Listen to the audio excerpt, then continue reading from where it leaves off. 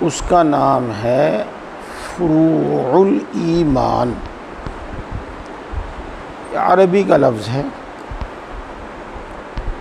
اردو میں خوب استعمال ہوتا ہے. آپ ہر مہینے یہ لفظ سنتے ہیں. آسان اردو میں کہا جا سکتا ہے ایمان کے تقاضے.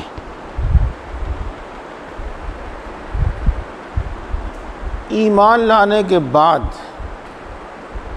آدمی کو کیا کیا کرنا چاہیے اور کیا کیا چیزیں اس کے ذمہ لازم اور ضروری ہو جاتی ہیں.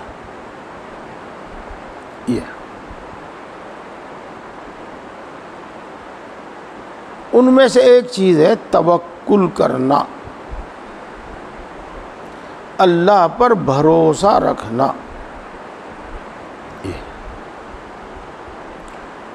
دوستو، توکل ایمانی صفت ہے اور مومنین کاملین کی عادت اور حالت اور صفت ہے. قرآن پاک میں جگہ جگہ اس کا حکم دیا گیا ہے. میں اس وقت ان آیتوں کو اور ان حدیثوں کو بیان نہیں کرتا، چونکہ اس وقت جتنے بھی لوگ یہاں موجود ہیں وہ یہ تو بات سمجھتے ہی ہیں کہ اللہ پر توکل کرنا چاہیے، اللہ پر بھروسہ رکھنا چاہیے. البتہ سیکھنے کی چیز یہ ہے اب آگے، پہلے تو یہ سمجھو کہ توکل کسے کہتے ہیں، پھر یہ سمجھو کہ ہمارے اندر توکل کیسے آ جاوے، توکل کیسے پیدا ہو جاوے. یہ تو میرے دوستو،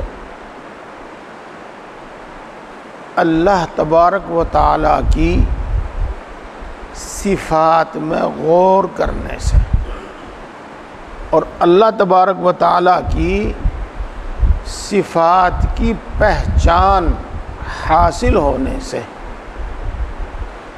دل کے اندر اللہ پر اعتماد اور بھروسے کی ایک حالت اور کیفیت پیدا ہوتی ہے. اللہ پر اعتماد اور بھروسے کی اس کیفیت کا نام توکل ہے. ابھی جتنی بات سمجھ میں آئی اسی کو سمجھ لیجئے، انشاءاللہ بات پوری سمجھ میں آ جائے گی. میں اس بات کو پھر دوبارہ کہتا ہوں، اللہ رب العزت کی صفات میں غور کرنے سے، اللہ کی صفات، اللہ روزی دینے والا ہے. ان اللہ هو الرزاق ذو القوۃ المتین، بڑا مہربان ہے، سب پر مہربان ہے. وہ اپنے وعدے کے خلاف نہیں کرتا. اس نے وعدہ کیا ہے وَالْعَاقِبَةُ لِلْمُتَّقِينَ، اچھا انجام پرہیزگاروں کے لیے ہے. ان صفات اور دوسری صفات میں بڑا مہربان ہے، سب پر مہربان ہے، سب کی سننے والا ہے. جو اس سے مانگتا ہے وہ محروم نہیں رہتا. یہ اللہ کی صفات ہیں. ان میں غور کرنے سے دل کے اندر ایک حالت اور کیفیت پیدا ہوتی ہے اللہ پر اعتماد اور بھروسے کی، اور اس اعتماد اور بھروسے کی کیفیت، اس اعتماد اور بھروسے کی حالت کو ہی توکل کہتے ہیں. اب دو بار تو میں نے بات بتا دی، آگے میں آپ کو ایک مثال سے سمجھاتا ہوں. حضرت مولانا قاسم صاحب نانوتوی رحمۃ اللہ علیہ، جنہوں نے دارالعلوم دیوبند قائم کیا تھا، وہ دارالعلوم دیوبند قائم کرنے سے پہلے میرٹھ میں ایک پریس میں کام کرتے تھے، پریس کہتے ہیں آج کل آپ اس کو، جہاں کتابیں وغیرہ چھپتی ہیں، وہاں کام کرتے تھے، نوکری تھی، نوکری کرتے تھے۔ انہوں نے اپنے شیخ حضرت حاجی امداد اللہ صاحب رحمۃ اللہ علیہ کو لکھا کہ میرا جی یہ چاہتا ہے کہ میں اب نوکری ناکری چھوڑ چھاڑ کر بس اللہ کی یاد میں لگوں اور اب نوکری نہ کروں۔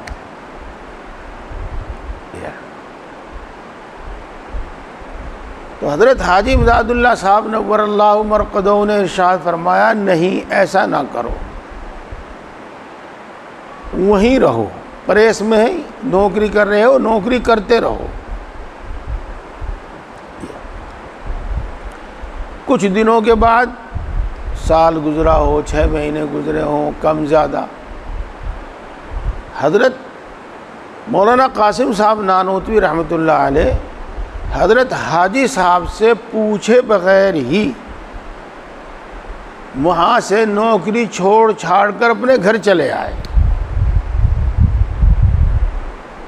گھر پہنچنے کے بعد پھر حاجی صاحب کو لکھا، آپ نے تو منع کیا تھا لیکن مجھ سے رہا نہیں گیا اور میں نوکری چھوڑ کر گھر آ گیا ہوں۔ حضرت حاجی صاحب نے جواب لکھا کہ ٹھیک کیا، ٹھیک کیا۔ اب آپ یا میں، جو بھی سنے گا وہ یہ غور کرے گا، ضرور اس کے دل میں بات آئے گی کہ حاجی صاحب نے پہلے تو نوکری چھوڑنے سے منع کیا اور جب چھوڑ دی تو پھر فرمایا کہ ٹھیک کیا، ایسا کیوں؟ تو حضرت حاجی صاحب نے اس کی وضاحت، یعنی اس کو صاف کرنے کے واسطے، جس کو آپ ہندی میں کہتے ہیں خلاصہ، خلاصے کا مطلب تو کچھ اور ہے، انہیں پتہ نہیں، بول رہے ہیں یوں ہی ہو، اس کو کہتے ہیں وضاحت، خلاصہ نہیں کہتے اس کو، وضاحت، تفصیل سے بات کرنا۔ تو اس کی وضاحت یہ ہے کہ جب آپ مجھ سے پوچھ رہے تھے کہ نوکری چھوڑوں یا نہ چھوڑوں، تو آپ کے دل میں تردد تھا کہ ایسا کروں نہ کروں، کروں نہ کروں، اور یہ علامت تھی اس بات کی کہ توکل کی جو حالت ہے، توکل کی جو کیفیت ہے، وہ آپ کے اندر ابھی پیدا نہیں ہوئی۔ اس لیے میں نے منع کر دیا کہ نوکری مت چھوڑو۔ اور جب آپ اس حالت میں آ گئے کہ اب وہاں رہا نہیں گیا اور چھوڑ چھاڑ کے چلے آئے، تو یہ علامت ہے اس بات کی کہ وہ اعتماد اور وہ بھروسہ جس کو توکل کہتے ہیں آپ کے اندر، آپ کے دل میں پیدا ہو گیا۔ لہذا اب میں نے کہا کہ ٹھیک کیا۔ دیکھو اس سے آپ کو سمجھ میں آئی ہوگی بات، دل کی ایک کیفیت، دل کا ایک اعتماد، دل کا ایک بھروسہ، اس کو کہتے ہیں توکل۔ علماء کے لیے، عوام تو سمجھیں گے نہیں، علماء، آپ نے افعال قلوب پڑھے کہ نہیں؟ کنہیں کہتے ہیں افعال قلوب؟ جن کا تعلق دل سے ہو، جوارح سے نہ ہو، ہاتھ پاؤں سے نہ ہو۔ یہ توکل خلق ہے اور یہ فعل قلب ہے، یہ فعل جوارح نہیں ہے، ہاتھ پاؤں کا عمل نہیں ہے، یہ دل کا عمل ہے۔ اس بات کو آپ خوب اچھی طرح سمجھ لیجئے گا، اس کا نام توکل ہے۔ اللہ کی صفات میں غور کرنے سے، اللہ کی صفات کی پہچان حاصل ہونے سے اللہ پر اس طرح کا اعتماد اور بھروسہ خود پیدا ہوتا ہے قلب کے اندر۔ یہ عصر کے بعد بھی یہی بیان چل رہا ہے۔ یہ اس میں ایک مثال دی تھی میں نے، کسی آدمی سے ہمارا ایسا تعلق ہے کہ جب ہم اس سے قرض مانگتے ہیں یا کوئی چیز استعمال کے لیے مانگتے ہیں یا ویسے بھی مانگتے ہیں تو وہ دے دیتا ہے، تو اس سے ہمارے دل کے اندر ایک بھروسہ ہے کہ میں جاؤں گا مانگوں گا تو ضرور دے دے گا وہ۔ اور کوئی شخص ایسا ہے کہ کبھی جھڑک دیتا ہے، کبھی بہانہ بنا دیتا ہے، کبھی انکار کر دیتا ہے۔ تو دیکھو جب ہمیں کوئی ضرورت پیش آوے اور ہمارے ذہن میں اس کا نام آوے کہ بھائی اس سے لے لو، اس سے پوچھ لو، تو اس وقت دل کے اندر وہ کیفیت نہیں ہوگی کہ بھائی وہ دے ہی دے گا۔ دیکھو بھائی جا تو رہا ہوں، پتہ نہیں، دیکھو دے دے گا، شاید دے دے۔ ایک جگہ اعتماد ہے، ایک جگہ اعتماد نہیں۔ اللہ کی ذات پر اعتماد اور بھروسہ ہو جس میں جانب مخالف کا اعتماد نہ ہو، جی ہاں، اس کو کہتے ہیں۔ میرے دوستو، اس مختصر سے وقت میں مجھے بات پوری کرنی ہے، اور میں سمجھتا ہوں کہ اس سے آپ کو سمجھ میں آ گیا ہوگا۔ یہاں سب سے پہلے ایک بات جس کا ذکر ضروری ہے وہ یہ ہے کہ بہت سے لوگ اسباب اختیار نہ کرنے کو توکل سمجھتے ہیں، اسباب چھوڑ دینے کو توکل سمجھتے ہیں، اسباب چھوڑنے کی تعلیم کرتے ہیں۔ یہ تو پہلے تو میں آپ کو قرآن پاک کا ایک قصہ سناؤں، یہ کہ زمانے جاہلیت میں لوگ حج کرتے تھے، جیسے بھی کرتے تھے وہ جانے، اور گھر سے خرچ اخراجات کھانے پینے کا سامان لے کر نہیں جاتے تھے۔ جب ان سے کہا جاتا تھا کہ بھائی سامان لے کر چلو تو کہتے تھے کہ نہیں، ہم تو توکل کرنے والے ہیں، ہم تو متوکل ہیں۔ اور راستے میں کہیں چھین جھپٹ، کہیں چوری، یعنی جیسے بھی ہاتھ لگتا وہ حاصل کر کے اس کو کھاتے، اپنی ضرورت پوری کرتے۔ ایک طرف تو ان کو کہا جاوے کہ سامان ساتھ لے لو تو کہتے کہ نہیں، ہم توکل کرنے والے ہیں، اور ایک طرف جس طرح بھی حاصل ہو چھین جھپٹ سے اپنا پیٹ بھر لو۔ تو اس سلسلے میں اللہ تبارک و تعالیٰ نے قرآن پاک میں ایک آیت شریفہ نازل فرمائی، وَتَزَوَّدُوا فَإِنَّ خَيْرَ الزَّادِ التَّقْوَىٰ۔ جب تم حج کے لیے چلا کرو تو راستے کا سفر خرچ ساتھ لے لیا کرو، اور بہترین تقوی اور بہترین توشہ وہ اللہ کی نافرمانی سے بچنا ہے۔ جی دیکھو، یہ تو میں نے آپ کو قرآن پاک کی بات سنائی، اور ہمارے یہاں حضرت مولانا رومی صاحب تو بہت مشہور ہے تصوف میں، ان کی مثنوی اسی میں ہے، اسی موضوع پر ہے۔ وہ کیا فرماتے ہیں؟ اطلب الارزاق باسبابها وَأْتُوا الْبُيُوتَ بِأَبْوَابِهَا۔ رزق اسباب کے ساتھ تلاش کرو اور گھر میں دروازے سے داخل ہو۔ قرآن پاک میں ایک آیت شریفہ ہے، اس کی طرف اشارہ ہے۔ تو ترک اسباب کا نام توکل نہیں ہے، اس کو خوب سمجھ لو۔ میں آپ کو سمجھا رہا ہوں، اب امام غزالی علیہ الرحمہ کے الفاظ سنیے۔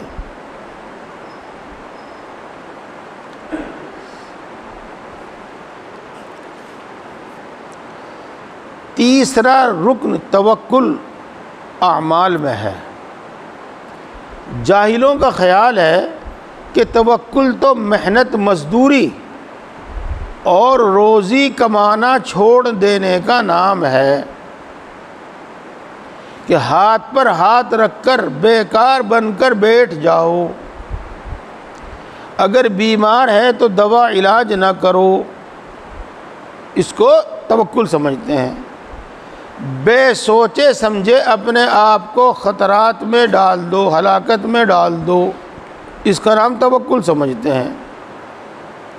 کہیں آگ میں گھس جاؤ، کہیں شیر کے منہ میں ہاتھ دے دو، اور اس کو توکل کہتے ہیں، جاہل آدمی۔ اب امام غزالی کیا فرماتے ہیں؟ حالانکہ یہ خیال بالکل غلط ہے، کیونکہ ایسا کرنا شرعاً حرام ہے، اور شریعت ہی توکل کی خوبیاں بیان کر رہی ہے، پھر بھلا جس بات کو شریعت ہی خود حرام بتاوے اس کی رغبت اور اس کی حرص شریعت کیسے دلاوے گی؟ یعنی نہیں۔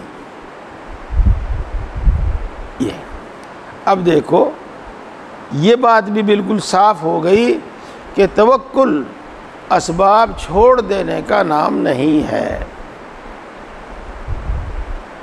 اور یہ بات بھی بالکل صاف ہو گئی کہ توکل دل کے اعتماد اور بھروسے کا نام ہے، اور یہ اللہ تبارک و تعالیٰ کی صفات کی معرفت اور پہچان سے آتا ہے۔ یہ بات دونوں صاف ہو۔ اب ہمیں کیا کرنا چاہیے؟ اب ہمیں کیا کرنا چاہیے اس موقع پر؟ دیکھو، اللہ پر بھروسے کے کچھ اثرات ہیں، اثرات جو ہمارے اندر پیدا ہوں گے۔ اس میں سے ایک تو یہ ہوگا کہ ہم اللہ تبارک و تعالیٰ سے خوب دعا کریں گے۔ دعا یہ توکل ہی کا اثر ہے، اللہ پر بھروسے کا اثر ہے۔ اللہ تبارک و تعالیٰ کو ناراض کرنے سے بچیں گے، کوئی کام ایسا نہیں کریں گے جس سے اللہ ناراض ہوتا ہو۔ اللہ ناراض ہو گیا اور اس نے اپنا فیصلہ بدل دیا، گناہ کی سزا میں ہمیں اس نعمت سے، مقصد سے محروم کر دیا۔ تو اللہ پر بھروسہ کرنے والے کی ایک تو یہ دو حالتیں ہوتی ہیں، اسی کے ساتھ ساتھ اس کا کسی ناجائز سبب کی طرف دھیان بھی نہیں جاتا، چونکہ اس میں اللہ ناراض ہو جاتا ہے۔ مثال کے طور پر جنات سے مانگنے لگے، مثال کے طور پر مزاروں پر جا کے مانگنے لگے، غیر اللہ کے لیے منت مانگنے لگے، یہ بالکل نہیں کرتا۔ اگر وہ جنات سے مدد مانگتا ہے یا وہ مزاروں پہ جا کر صاحب مزار سے مدد مانگتا ہے یا وہ ناجائز اسباب، ناجائز تدابیر کرتا ہے، اللہ پر بھروسہ پھر کہاں ہوا اس کا؟ اللہ پر بھروسہ نہیں ہوا۔ جائز تدابیر تو غیر اللہ کی طرف التفات نہیں ہوتا اس کا، یہ کہنا مقصد ہے میرا۔ اور جائز تدابیر اور جائز اسباب اختیار کرتا ہے، اس کی میں آپ کو بہت واضح دو مثال دیتا ہوں بس۔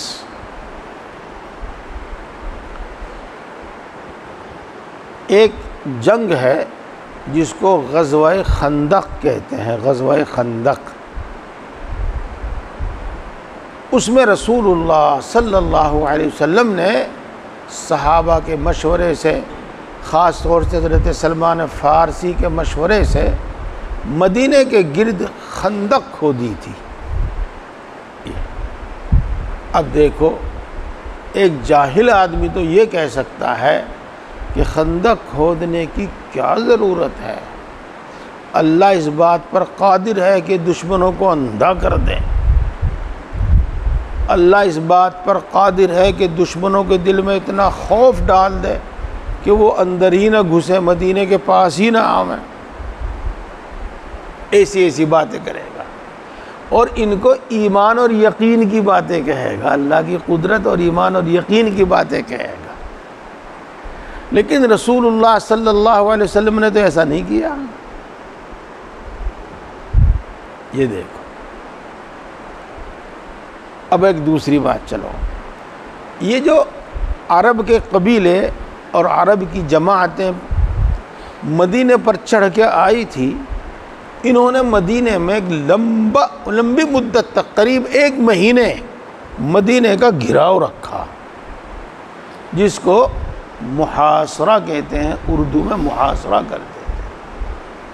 اور ظاہر بات ہے کہ جب چاروں طرف فوجیں لگی ہوئی ہے اور فوجوں کی کسے حفاظت اور بچاؤ میں لوگ لگے ہوئے ہیں، اب وہاں پر کاروبار تو ٹھپ ہو جاوے گا، جیسے کرفیو لگ جاوے، نہ کوئی باہر جاوے نہ کوئی باہر سے اندر آوے۔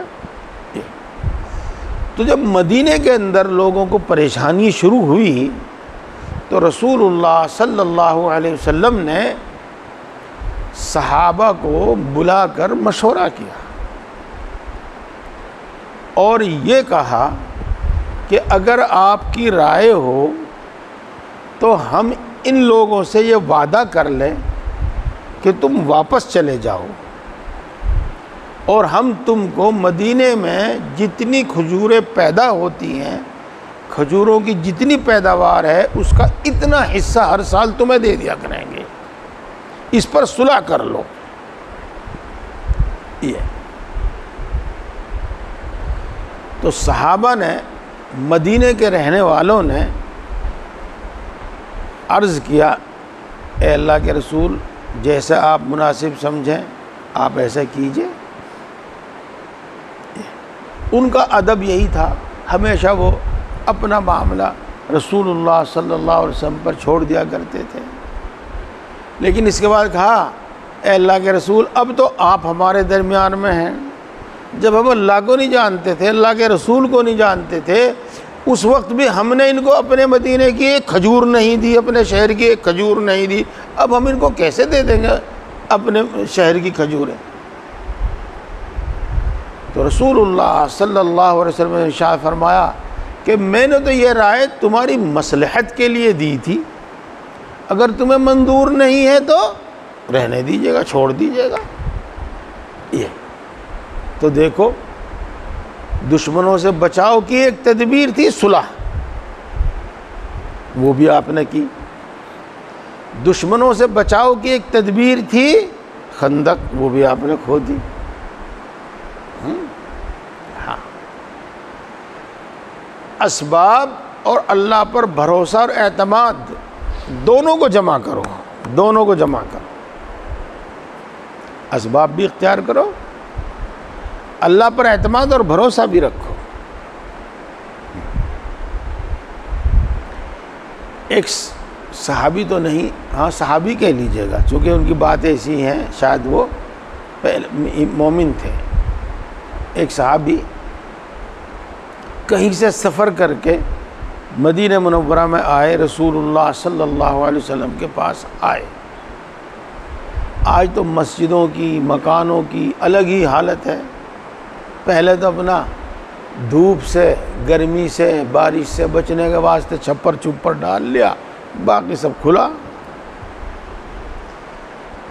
تو وہ اونٹنی لے کر جب آئے تو باہر کھڑے ہو کر ہی انہوں نے بلند آواز سے کہا، اے اللہ کے رسول، اللہ کے اعتماد اور بھروسے پر اونٹنی کو کھلی چھوڑ دوں یا میں اس کا گھٹنا باندھ دوں؟ اللہ کے اعتماد اور بھروسے پر اس کو کھلی چھوڑ دوں یا میں اس کا گھٹنا باندھ دوں؟ اونٹنی بیٹھتی ہے نا، یا آپ بھی بیٹھے ہوں اور جب یہاں سے رسی سے مضبوط باندھ دیا جاوے تو اٹھا ہی نہیں جانے گا، اونٹنی کا گھٹنا ہی باندھا جاتا ہے۔ ہاں، تو اللہ کے رسول صلی اللہ علیہ وسلم نے ارشاد فرمایا، اللہ کے بھروسے گھٹنا باندھ دے۔ اللہ کے بھروسے گھٹنا باندھ دیں، اسباب اختیار کریں۔ اب دیکھو کیا کرنا چاہیے، ہر معاملے میں غور کرو، خوب غور کرو، جن تجربے کار لوگوں سے مشورہ کرنا ہو ان سے مشورہ کرو، اور مشورہ کرنے کے بعد پھر جو جائز تدابیر اس کی ہیں وہ اختیار کرو، ان کے مطابق کام کرو۔ دیکھو اللہ تبارک و تعالیٰ قرآن پاک میں ارشاد فرماتے ہیں وَشَاوِرْهُمْ فِي الْأَمْرِ فَإِذَا عَزَمْتَ فَتَوَكَّلْ عَلَى اللَّهِ۔ آپ جو بھی اہم معاملہ ہو اس میں صحابہ سے مشورہ کیجئے، اور مشورے سے جو بات طے ہو جاوے اور آپ اس کو کرنے کا ارادہ کر لیں تو پھر اللہ پر بھروسہ کیجئے، فَتَوَكَّلْ عَلَى اللَّهِ۔ یہاں تک بھی یہ بات سمجھ میں آ گئی ہوگی۔ امام غزالی نے بھی اس میں، اور میرے شیخ حضرت مولانا مسیح اللہ خان صاحب نور اللہ مرقدہ نے بھی اپنی زبانی یا شاید کتاب میں بھی یہ بات لکھی ہے، کیا کہ دیکھو توکل سے بنا ہے وکیل، اور ہم وکیل اس شخص کو بناتے ہیں اپنے مقدمات میں جس پر اعتماد اور بھروسہ ہوتا ہے۔ کیسا اعتماد، کیسا بھروسہ؟ نمبر ایک، یہ ہمارا خیر خواہ ہے، ہمارے مد مقابل سے دوسرے سے رشوت لے کر ہمارے خلاف کام نہیں کرے گا، ہمارا خیر خواہ ہے۔ آپ یہ بھی جانتے ہیں کہ یہ اپنے کام میں ماہر ہے، قانون کو خوب اچھی طرح جانتا ہے، صحیح سے مقدمہ لکھے گا، صحیح سے بحث کرے گا، ٹھیک سے، یہ اور اپنے کام میں چست بھی ہے، بہت اچھی طریقے پیروی بھی کرے گا۔ جب آپ کو یہ باتیں معلوم ہو جاتی ہیں اور آپ کو ان پر یقین ہو جاتا ہے تب آپ اپنا مقدمہ اس کے سپرد کرتے ہیں۔ ایسا ہی ہے نا بھائی، مشورہ کرتے ہیں بھائی کسے کروں وکیل، کون سا وکیل اچھا رہے گا۔ پھر جب آپ اس پر بھروسہ کر کے اپنا مقدمہ اس پر چھوڑ دیتے ہیں، اس کو سونپ دیتے ہیں، پھر آپ کیا کرتے؟ وہ جب یوں کہتا ہے کہ گواہ لے کر آؤ تو آپ گواہ لے کر جاتے ہیں۔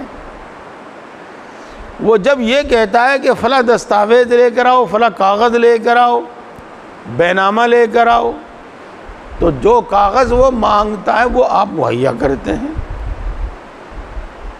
یہ ہے، تو دیکھو یہاں بھروسہ بھی ہے اور اسباب بھی ہے۔ اس واسطے میرے بزرگوں اور دوستو طریقہ اس کا یہ ہونا چاہیے۔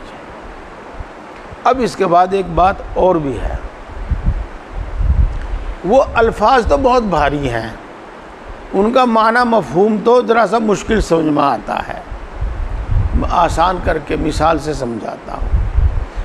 جو شخص آگ میں ہاتھ دے گا، آگ میں گرے گا، جل جائے گا، اور یہ اسباب یقینیہ میں سے ہے۔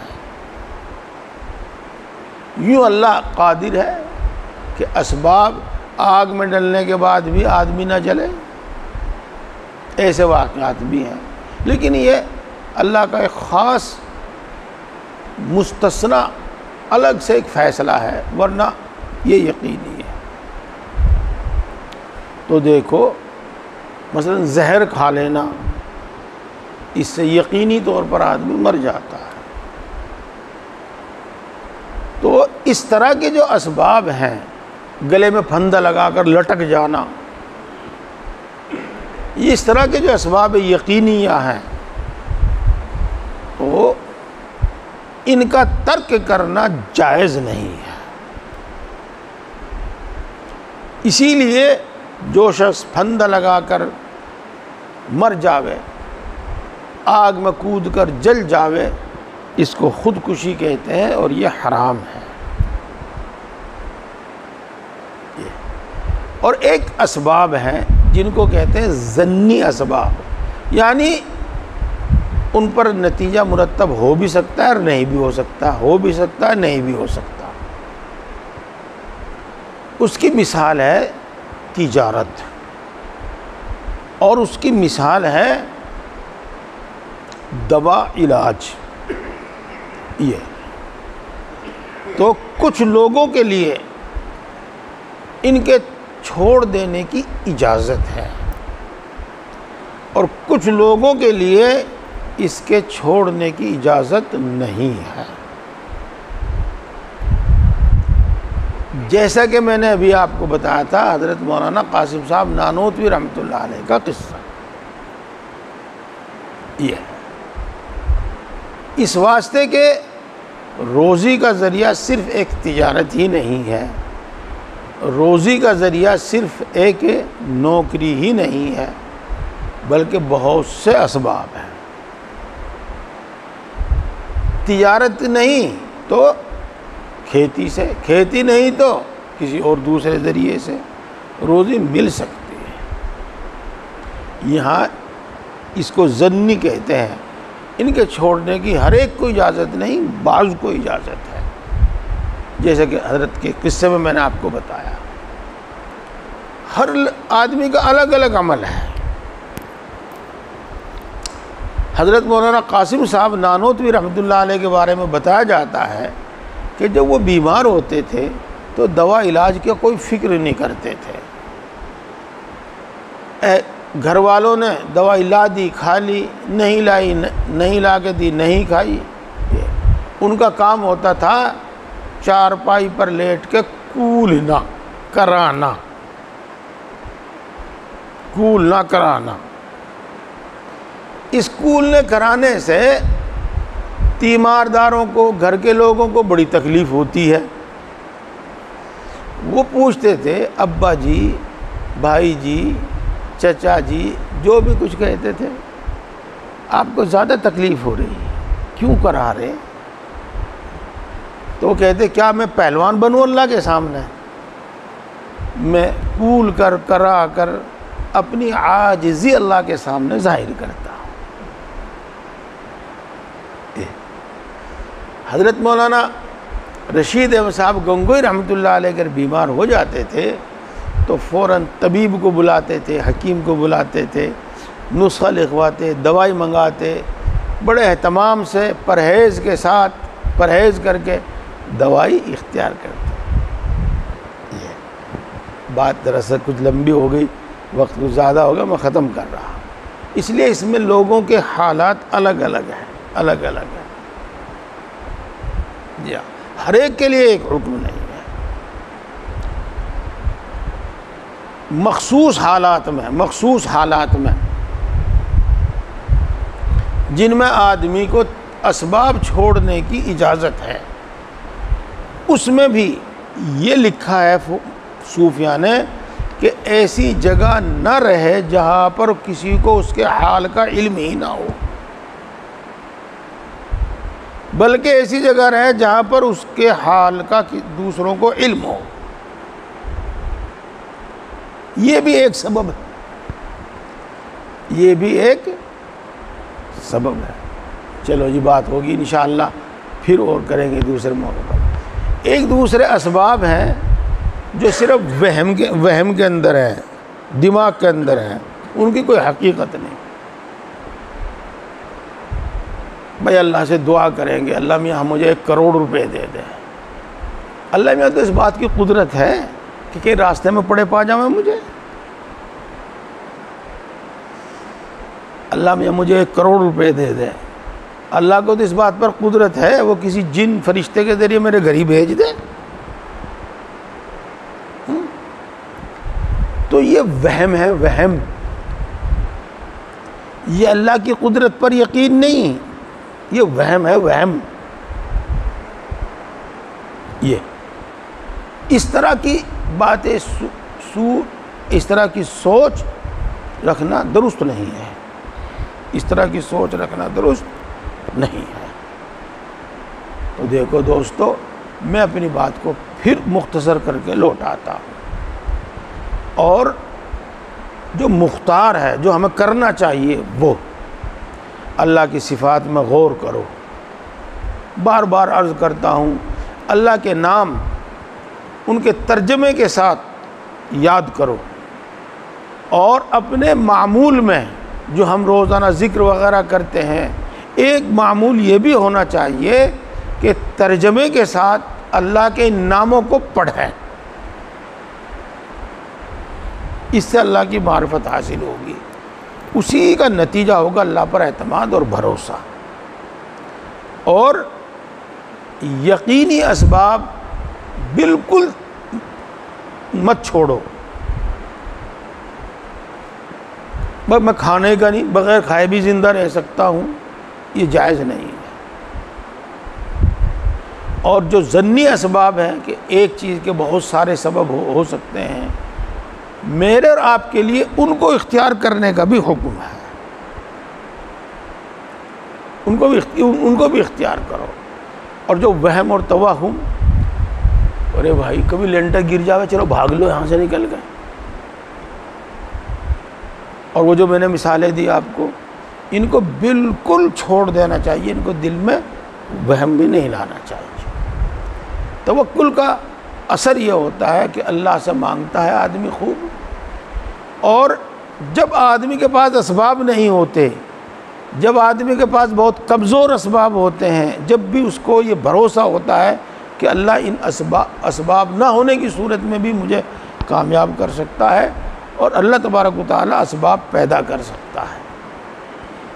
بات تو گزرے سے لمبی ہو گئی، میں ایک چھوٹا سا قصہ آپ کو سناتا ہوں۔ جی ہاں، حضرت مولانا سید ابو الحسن علی میاں ندوی نور اللہ مرقدہ بیمار ہو گئے۔ ان کے کمرے ہی میں، بہت بڑے آدمی تھے، بہت بڑے آدمی تھے، گویا کہ ہسپتال قائم کر دیا گیا، ڈاکٹر تمام چیزیں یہ وہ سب لا کے وہیں رکھ دی گئی۔ ڈاکٹروں نے بہت قیمتی انجیکشن استعمال کیے، بہت قیمتی دوا استعمال کی۔ اب وہ انجیکشن ملے نہیں ان کو، پھر دوسرے جو انہوں نے لگائے استعمال کیے وہ ملے نہیں۔ اسی بیماری میں کام آنے والا ایک بہت معمولی سا 10 روپے کا انجیکشن تھا، تو ڈاکٹروں نے، دوسرے لوگوں نے حضرت سے کہا کہ حضرت فلاں انجیکشن ہم نے استعمال کیے، ان سے فائدہ نہیں ہوا، ان سے اوپر ایک انجیکشن یہ آتا ہے، یہ یہاں نہیں مل رہا ہے، آپ کے لوگوں میں سے اگر کوئی ایسا با اثر آدمی ہے کہ وہ انجیکشن مہیا کر سکتا ہے تو آپ وہ انجیکشن منگا لیجئے، اور ہمارے پاس تو بس اب یہ 10 روپے کا ایک انجیکشن رہ رہا۔ تو حضرت نے فرمایا کہ یہی لگا دو، یہی لگا دو۔ انہوں نے وہ 10 روپے والا انجیکشن لگایا اور اس سے صحت یاب ہو گئے۔ بہت باتیں ہوگی، متفرق سے ہوگی، مشورہ کرو، اپنے تجربے سے کام لو، جو ممکن ہو وہ اختیار کرو، جو محال ہو اس کے پیچھے نہ پڑو، اللہ سے دعا خوب کرو، اسباب اختیار کرو۔ اللہ تبارک و تعالیٰ ہم سب کو سمجھ اور عمل کی توفیق عطا فرمائے۔ سبحان اللہ۔